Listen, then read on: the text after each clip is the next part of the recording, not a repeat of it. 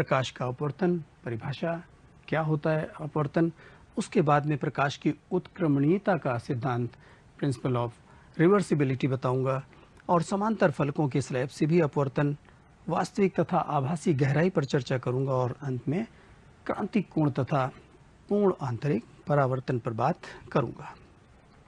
फिर इसके यूजेस आप लोगों को बताऊंगा। तो सबसे पहले मैं यहाँ पर चल रहा हूँ बच्चों, अपवर्तन होता क्या है। देखिए,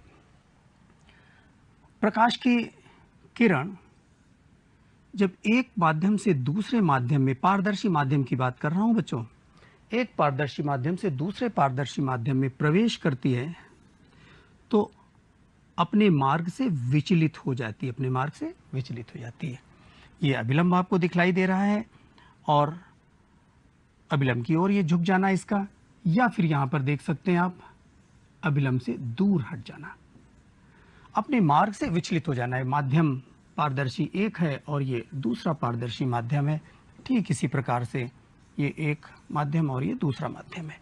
तो प्रकाश की किरण का आप देख सकते हैं एक पारदर्शी माध्यम से दूसरे पारदर्शी माध्यम में प्रवेश करने पर अपने मार्ग से विचलित हो जाना, अपने मार्ग से विचलित हो जाना। ये सीधा जाना चाहिए था लेकिन सीधा न जा करके इधर को टर्न हो गई, ये दूर हट गई। इसी घटना को प्रकाश का अपवर्तन कहते हैं बच्चों। अब ये जो अपवर्तन हो रहा, अपवर्तन का कारण भी है, वो भी मैं आपको बताऊं। अपवर्तन का कारण देखिए क्या है कि प्रकाश, अभी मैं आपसे उस पर भी बात कर लूं, प्रकाश की चाल भिन्न भिन्न माध्यमों में भिन्न भिन्न होती है। तो जब एक पारदर्शी माध्यम से दूसरे में जाएगा तो प्रकाश की चाल में परिवर्तन होगा, अर्थात अपने मार्ग से मुड़ जाएगा। देखिए बच्चों, स्नेल ने अपवर्तन के नियम बताए थे। दो नियम यहाँ पर हैं, जरा इन पर बात करूं। आप देख सकते हैं आपतित किरण, अपवर्तित किरण, ये आपतित किरण है, परंतु ध्यान रहे बच्चों, अभिलंब से थोड़ा सा तिरछा, अभिलंब से कोण बनाते हुए न्यून कोण। सीधा अभिलंब से जाएंगे तो सीधा निकल जाएंगे, अभिलंब अर्थात पृष्ठ पर लंबवत आप आएंगे तो प्रकाश की किरण में अपवर्तन नहीं दिखलाई देगा।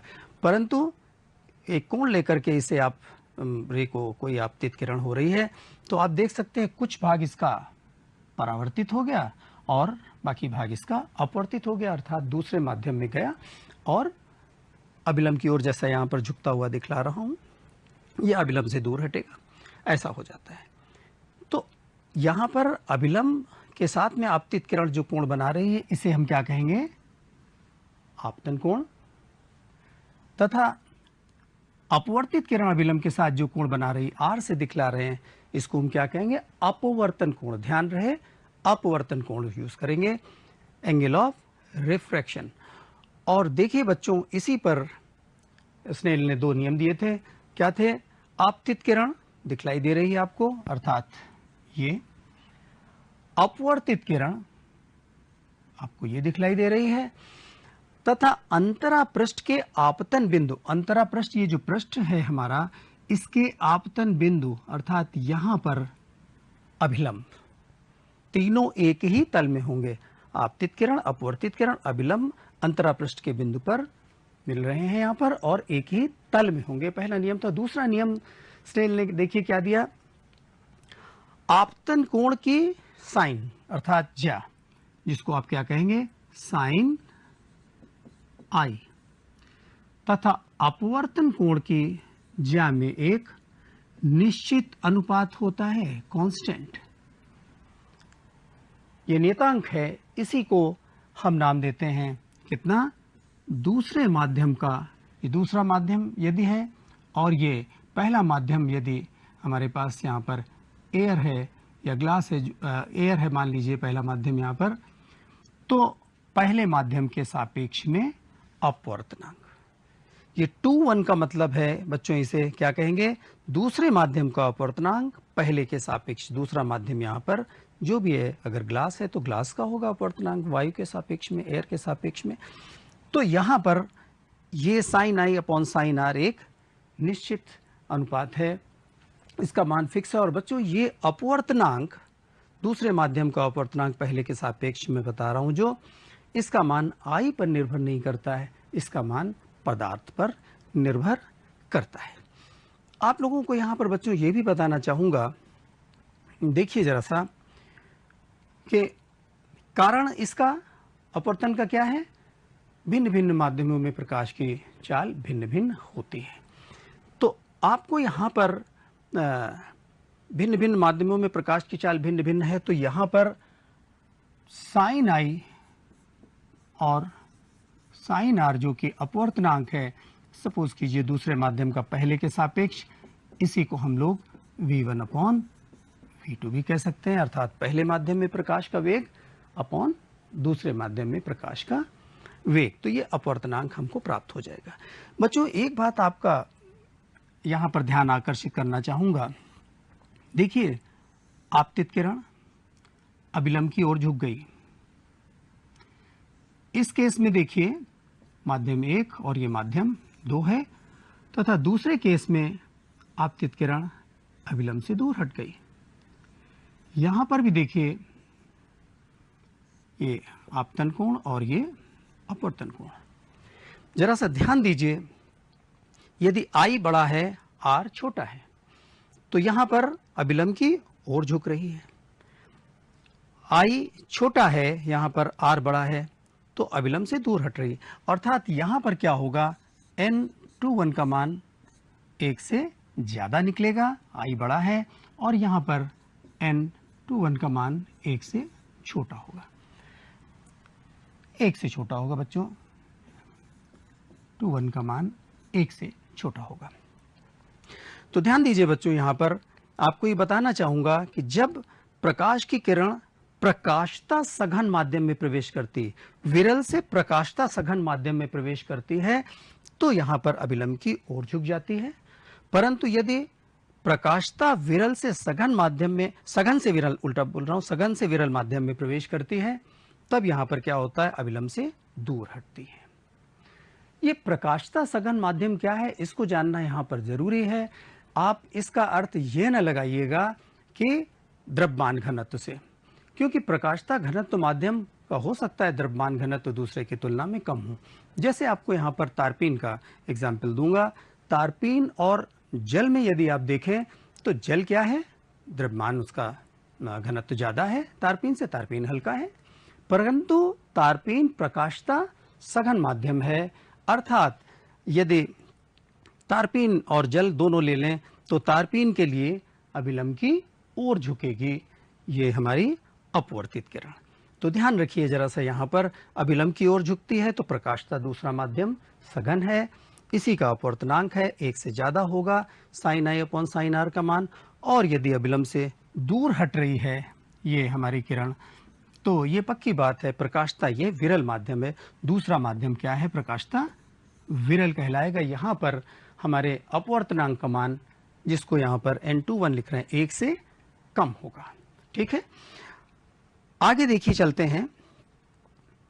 तो यहाँ पर प्रकाश की उत्क्रमणीयता का एक सिद्धांत आपको बताना है बच्चों, जरा सा ध्यान दीजिए। ये देखिए प्रकाश की किरण एक माध्यम से दूसरे माध्यम में गई, ये तो अभिलंब है, और ये यहाँ पर I और ये R, ये माध्यम 1 है और ये माध्यम 2 है। तो आप यहाँ पर क्या कहेंगे, N21 का मान कितना होगा, sine I upon sine R। परंतु यदि बच्चों माध्यम 2 से 1 में जा रहे होते, ये माध्यम 2 है मान लीजिए हमारा, इससे 1 में जा रहे हैं, इस तरफ से चल रहे हैं, 2 से 1 में जा रहे हैं, तो आप इसे क्या कहेंगे, N12। अब दूसरा माध्यम इसको लिया गया है 1 को, ये 2 सेकंड बोल रहे हैं, प्रकाश की किरण यहाँ से इधर जा रही, तो 1 2, तो 1 का थ्रू के सापेक्ष क्या होगा। अब यहाँ पर अपवर्तन कोण कौन सा, आपतन कोण R की जगह पर ये आपतन कोण है, अब ये R हो जाएगा और अपवर्तन कोण I हो जाएगा। पुनः ध्यान दे लीजिए, यहाँ पर से प्रकाश की किरण अगर मान लीजिए ये जा रही है, ये जा रही है, तो ये क्या हो गया, यहाँ पर से दूर हट गई, ये दूर हट गई। तो इसी में देखिए, तो यहां पर अब आप इसको क्या लिखेंगे, साइन आर अपॉन साइन आई, क्योंकि आपतन कोण यहां पर आर हो गया है और अपवर्तन कोण दूसरा माध्यम जो जिसमें जा रही है, प्रवेश कर रही है, इस एरो पे ध्यान दीजिए, तो अब वो क्या हो गया, आई हो गया।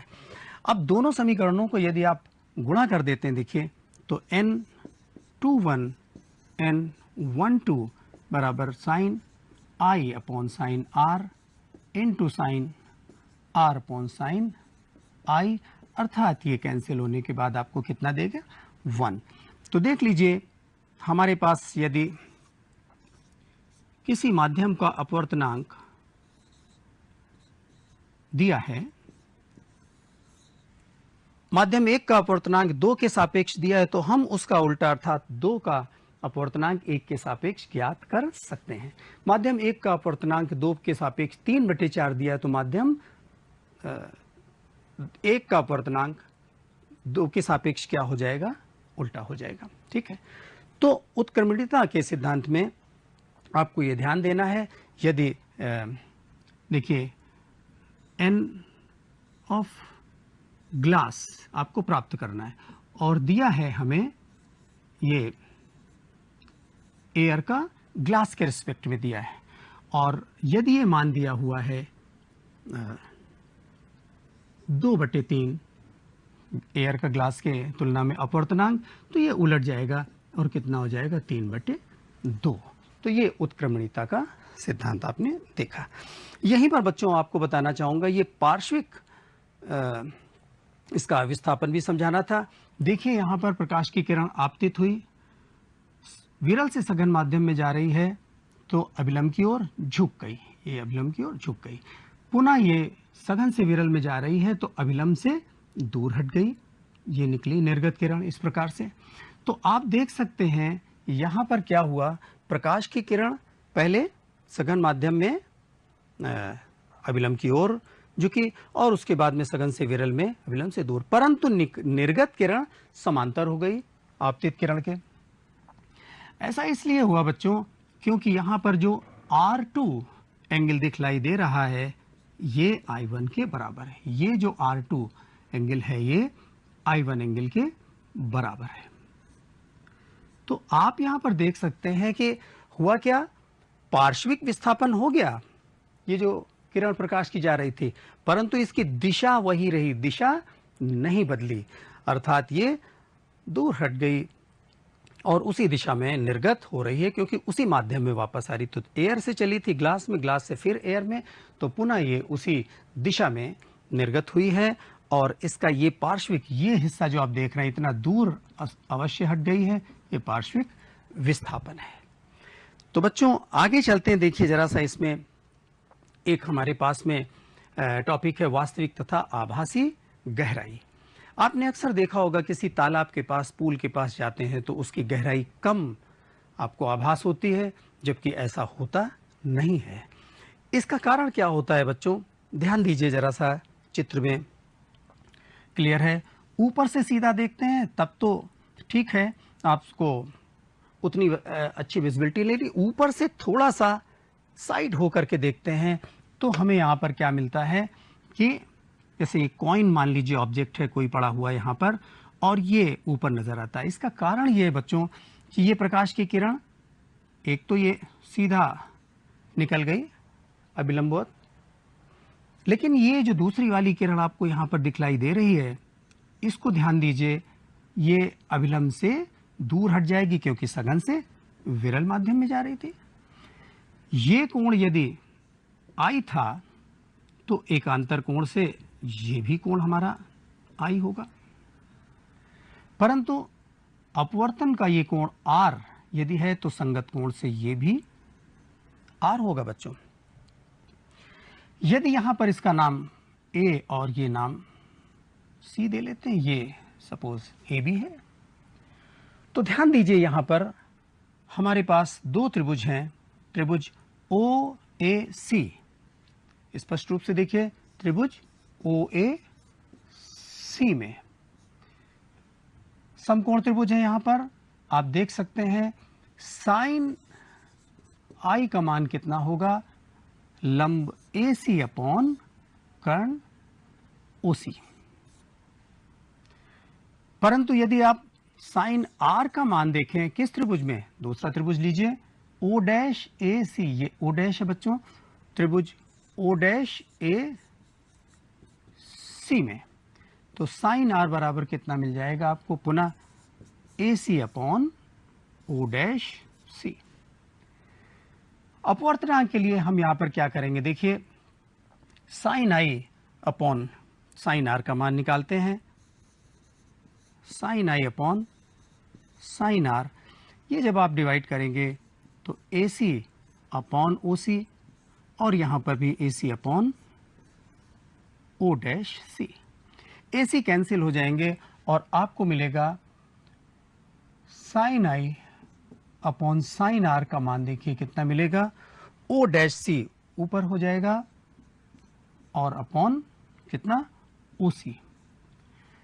बच्चों ध्यान दीजिए, ये sine I upon sine R क्या है, इस माध्यम, ये जो डेंसर माध्यम है, सघन माध्यम है और ये विरल है, इसको नाम दे लीजिए 1 और इसको 2 नाम दे लीजिए।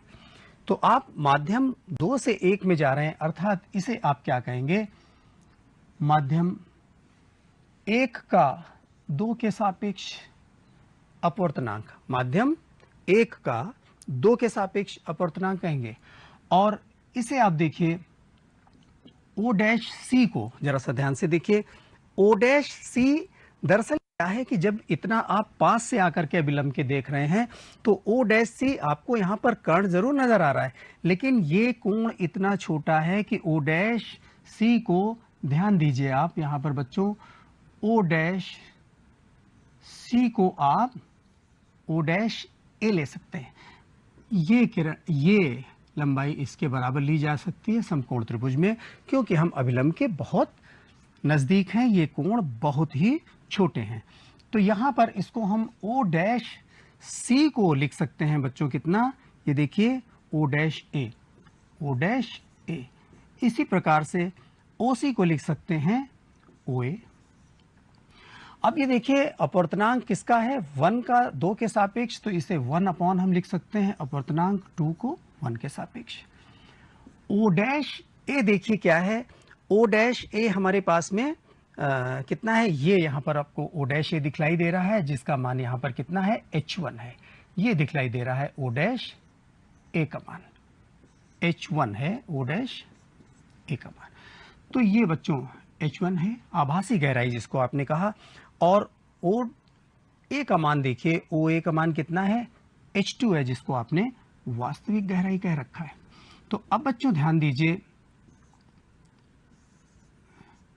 हम यहां पर H1 को निकाल सकते हैं किस तरीके से, H2 अपॉन N2, अर्थात वास्तविक गहराई को आप अपवर्तनांक से भाग कर देंगे तो आपको आभासी गहराई प्राप्त हो जाएगी। तो इस प्रकार से बच्चों इसका हम आभासी गहराई ज्ञात कर सकते हैं। इसके बाद बच्चों हमारे पास एक और यहाँ पर बहुत ही इंटरेस्टिंग टॉपिक है, देखिए डेली लाइफ में इसका कितना यूज़ होता है हमारे सराउंडिंग में, उस पर हम आपसे बात करने जा रहे हैं, जिसको यहाँ पर कह रहे हैं पूर्ण आंतरिक परावर्तन। लेकिन उससे पहले क्रांतिक कोण की भी बात करेंगे। देखिएगा जरा सा चित्र में ध्यान दीजिए, ए से एक किरण सीधा निकल गई। एक बात पहले ही आपसे कहूं, ध्यान रखिएगा, ये हमारा डेंसर मीडियम है और ये रेयरर मीडियम है, अर्थात डेंसर से रेयरर मीडियम में आप जा रहे हैं, ठीक है, सघन से विरल माध्यम में आप जा रहे हैं यहां पर।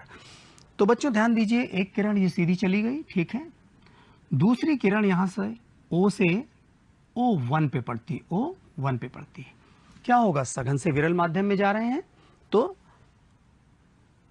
अभिलंब से दूर हटेगी कोण, अपवर्तित किरण क्या होगी, अभिलंब से दूर हट जाएगी। R का मान यहां पर I से अधिक होगा। और दूरी पर जाके यहां पर O2 पर देखते हैं बिंदु पर क्या हो रहा है। देखिए I डैश का मान I से ज्यादा हो जाएगा दूर हटने पर यहां पर, तो जब I डैश बढ़ गया तो आर डैश का भी मान ज्यादा हो गया, अपवर्तन कोण और अधिक हो गया। तीसरी स्थिति देखिए जरा सा O3 की। अब क्या हुआ, आई के किसी मान के लिए आई और बढ़ते हुए यहां पर आई सी नाम दिखलाया है बच्चों। और अब क्या हुआ, अपवर्तन कोण बढ़ते बढ़ते कितना हो गया, 90 डिग्री पर हो गया। तो जब ये 90 डिग्री पर आपने देखा यहां पर सघन से विरल माध्यम में जा रही है प्रकाश की किरण, अविलंब से दूर हटेगा, अर्थात आर ज्यादा होगा आई से।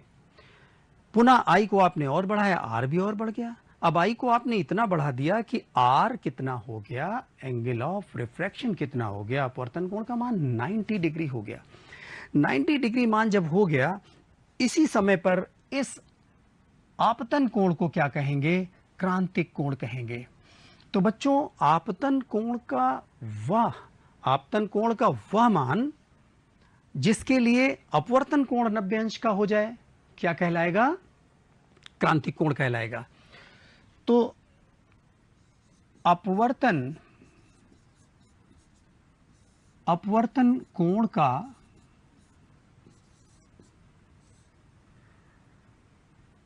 मान यदि 90 डिग्री हो तो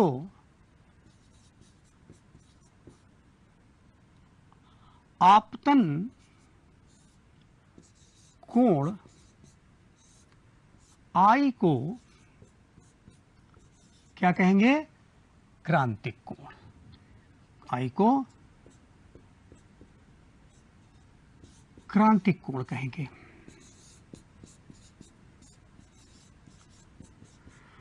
बच्चों ध्यान दीजिए, इसे हम आई सी, क्रिटिकल, सी फॉर क्रिटिकल।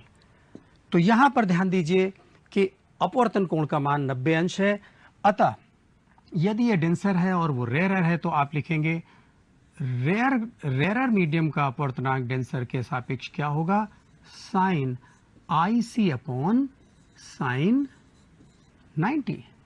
और इसको अगर आप 1 अपॉन कर दें तो 1 upon N denser medium with respect to rarer medium क्या हो जाएगा बच्चों, साइन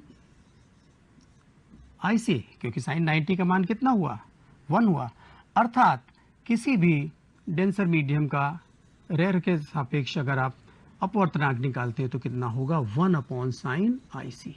अब आपको यहां पर सूत्र मिल गया, यदि क्रिटिकल एंगल अर्थात क्रांतिक कोण का मान आपके पास ज्ञात हो तो आप माध्यम का अपवर्तनांक, डेंसर मीडियम का अपवर्तनांक ज्ञात कर सकते हैं बच्चों। चलिए इस पर आधारित पूर्ण परावर्तन पर आधारित और भी बातें हैं। तो सबसे पहले हम क्रांतिक कोण के बाद पूर्ण परावर्तन की बात करेंगे बच्चों। अब देखिए थोड़ा सा और आगे चलते हैं। यदि आपतन कोण का मान क्रांतिक कोण से ज्यादा हो गया, आई बड़ा हो गया आई सी से, तो ये कोण भी बढ़ेगा, अर्थात ये और दूर हट जाएगी अपवर्तित किरण। और दूर हटने का मतलब 90 पे तो पहले ही थी, उसी माध्यम में वापस आ गई। तो उसी माध्यम में जब वापस आ गई बच्चों तो ये क्या हो गया, पूर्ण आंतरिक परावर्तन कहलाएगा। यहां पर प्रकाश की किरण सघन से विरल में जा रही थी, उस माध्यम में निकल ही नहीं पाई, अपवर्तन हो ही नहीं पाया, तो स्नेल्स लॉ यहां पर अब नहीं लग पाएगा। यहां पर आपको पूर्ण आंतरिक परावर्तन हो गया। बच्चों डेली लाइफ में इसके बहुत सारे एग्जाम्पल आप लोग देख सकते हैं। हीरा, देखिए हीरा क्यों ज्यादा चमकता है, हीरा पहचाना जाता है अपनी चमक के लिए। होता क्या है, उसका क्रांतिक कोण होता है 24.4 डिग्री लगभग। तो इतना कम क्रांतिक कोण है, इसका मतलब जो भी लाइट उसमें प्रवेश कर जाएगी उसका ज्यादा से ज्यादा हिस्सा अंदर क्या होगा, पूर्ण आंतरिक परावर्तन होगा। क्रिटिकल एंगल जितना कम उतना ही ज्यादा लाइट रिफ्लेक्ट कर जाएगी।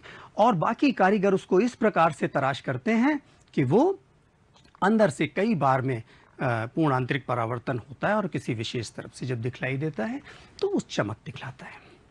दूसरी बात आपको बताना चाहूंगा बच्चों, यहाँ पर देखिए एक स्लाइड में ये प्रिज्म है यहाँ पर, और हम किसी किरण को 90 अथवा पाई पर मोड़ने के लिए 90 डिग्री पर मोड़ना है प्रिज्म को। इस तरह से लाइट यहाँ पर गिरी, यहाँ पर देखिए प्रिज्म का यहाँ पर क्रांतिक कोण होता है बच्चों 41 पॉइंट समथिंग, लगभग 42 डिग्री। अप्रोक्सीमेटली कितना बच्चों, लगभग में है 42 डिग्री। तो आपतन कोण कितना हुआ 45, अर्थात आईसी से ज्यादा है, तो पूर्ण आंतरिक परावर्तन हो जाएगा। किरण यहां से गई और इस तरफ निकल गई, दूसरी किरण इस तरफ से 90 डिग्री पर देख रहे हैं परिवर्तन हो गया इसका। आगे देखते हैं कि इस तरह से अगर यहाँ पर प्रिज्म को घुमा दिया और पुनः यहाँ पर देखिए 45 डिग्री पर ये जा रहा है, तो यहाँ पर परिवर्तन इसका परावर्तन हो गया और यहाँ पर पढ़ने के बाद पुनः परावर्तन हो गया, ये भी 45, तो यहाँ पर फिर से एक बार डेंसर से रेयर में जा रहा है, तो यहाँ पर परावर्तन हो गया और इमेज आपको उल्टी यहाँ पर प्राप्त हो गई, परंतु उसी माध्यम में। इसके बाद एक और चित्र आपके सामने है जिसमें कि ऑब्जेक्ट को दूसरी तरफ देखिए देखने को मिला, मैंने उसी तरफ उसी कोण पर रहा, परंतु ये उलट गया, चित्र में देख सकते हैं। तो बच्चों आपको यहाँ पर और भी डेली लाइफ में एग्जाम्पल मिल जाएंगे। ऑप्टिकल फाइबर्स होते हैं, तंतु होते हैं, प्रकाशिक तंतु, जिनमें क्या होता है कि जो कोर होता है, देखिए दो पार्ट में होता है। ऑप्टिकल फाइबर्स आपको बताऊं, एक तरफ से लाइट यहाँ पर भेजी जाती है और दूसरे एंड पर लाइट निकलती है। तो होता क्या है, ये दो पार्ट से होता है। इसका सेंटर पार्ट होता है कोर कहलाता है, जो उसका अपवर्तनांक ज्यादा होता है आवरण से। ये जो क्लैडिंग होती है ऊपर की बच्चों, इसका अपवर्तनांक सेंटर से कम होता है। तो प्रकाश की जब किरण कोई यहाँ पर तिरछी प्रवेश करती है, तो यहाँ पर क्या होता है, डेंसर से रेयर में जाती है, तो इसका क्या हो जाता है, पूर्ण आंतरिक परावर्तन। पुनः इस तरफ पड़ती है, फिर से यहाँ पर पूर्ण आंतरिक परावर्तन। इस तरह से ये परावर्तित होते हुए और यहाँ पर से निर्गत होती है। तो देख सकते हैं यहाँ पर निकलने पर इसका क्षति लगभग ना के बराबर हो रहा है और ये पूरी तरह से आपको दूसरे एंड पर वापस मिल गई। इसका प्रयोग बच्चों डॉक्टर्स वगैरह बहुत करते हैं, शरीर के अंदर के दृश्यों का अवलोकन करने के लिए। प्रकाश के बहुत सारे तंतुओं से प्रकाश को भेजते हैं एक सिरे से दूसरे सिरे पर और उससे वहाँ का दृश्य अवलोकन करते हैं। आपने अपनी डेली लाइफ में बहुत सारे लैंप इस तरह के देखे होंगे सजावटी, जिनमें कि शावर की तरह से टिप से प्लास्टिक के जो तंतु होते हैं उनसे लाइट का निकलना देखा होगा, वो भी इसी पर आधारित है बच्चों। तो अब आपसे कहना चाहूँगा, ये बातें आपको अवश्य समझ में आई होंगी। इन प्रश्नों का आप हल ढूंढिएगा, आसान है, अपवर्तनांक पर है, देखिए दूसरा पूर्ण आंतरिक परावर्तन की शर्तें आपको लिखनी इत्यादि। अवश्य इस पर कार्य कीजिए।